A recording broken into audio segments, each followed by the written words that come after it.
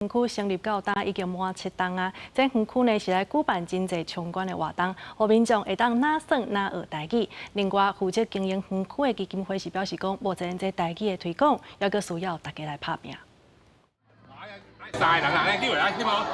三人合作做伙贴杯啊，佮有食物名、考验基地，各种的台语过关活动，互大人囡仔拢参加正乐衷。咱即款咧用的时阵爱扎力，爱细腻啊，而且袂使摕伤悬。那算啦，我让他们在伫个学习中吼，学到台语足好诶。真赞吼，对于这个囡仔吼学母语吼。 真有帮助，因为即摆人吼，真侪人母语拢袂晓讲，总来这是一种学习的机会。中华台语文园区今年创立7周年，园区安排侪佚佗面，互民众耍游戏、讲台语，有市文化部台语家庭的推广站。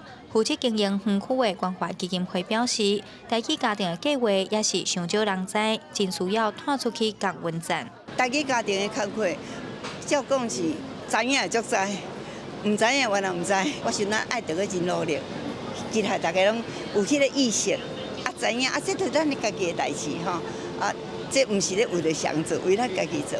台语文园区表示，虽望国家基建发展法已经通过，要来保障各族群的基建发展，但是推动母语是每一个人的责任。园区希望透过活动的举办，鼓励民众加讲台语，因为基建就爱开嘴讲，才会当真正传承落去。记者杨淑静综合报道。